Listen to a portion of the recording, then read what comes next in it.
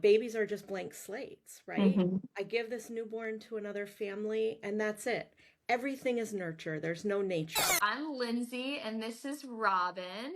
We've connected through TikTok, and so we want to just have a open conversation around adoption.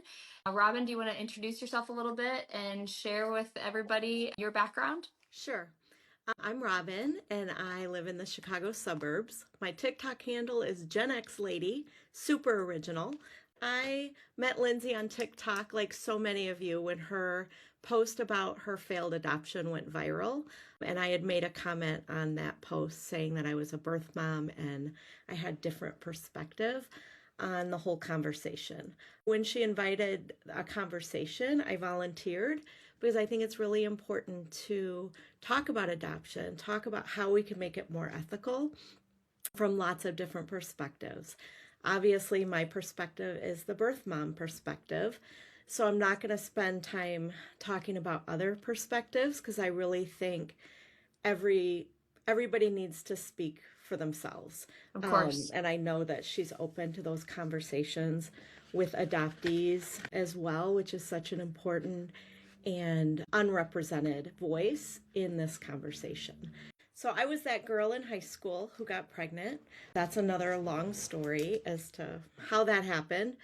But I gave the baby up for adoption in 1990, which was really a different time and place from adoption today. It was a really complicated decision.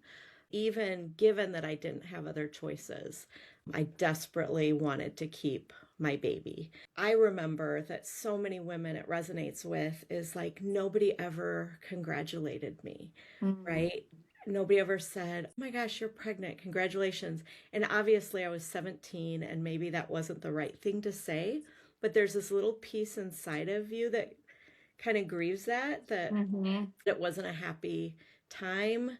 And that when I said, well, I'm giving the baby up for adoption, everybody breathed a sigh of relief. Hmm. Like, thank God, right? This Hmm. baby is dodging a bullet, was the Hmm. message. That message that I internalized at 17 was I'm not mother material. I'm not good enough for this baby. That's a really painful thing to acknowledge. 10 years after I placed, I was married, circumstances were different. I had twin boys and then a third, right? So I've raised three boys who are all adults now.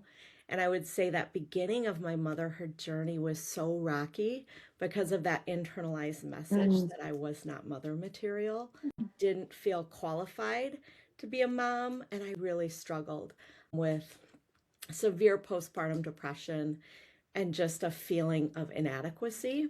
Wherever you are in that adoption triad, find people to talk to who can relate to your story. So, can you walk me back through, as a 17-year-old, your thought process? And can you walk through, hopefully, this doesn't scar you too much, but kind of that day of or when that was happening, that transition, what it was like? Do you have a relationship with your biological child? Walk me through some of that. So it was a really lonely experience giving birth and then giving the baby up for adoption. I did hold the baby, but then they were gone. And this is in California in 1990. So the Hmm. baby was put into foster care for 6 weeks because I couldn't legally sign the papers for 6 weeks.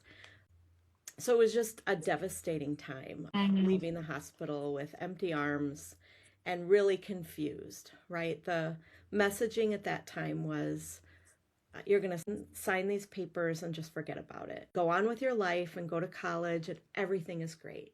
Hmm. And at the time, like I wish I knew more. I wish I had someone counsel me on child development and the importance of attachment and all the things that we know now that hopefully people are talking about more. My thought at the time was babies are just blank slates, right? Hmm. I give this newborn to another family and that's it. Everything is nurture. There's no nature. It's all just a fresh start for my child. And that's Hmm. really how I coped with the loss was telling myself, this is awful for me, but I've given my baby this better life. And that really was my narrative for a long time. I would say for the first 20 years of the adoption. Anytime I felt depressed or down, I thought, I'm giving this baby a better life.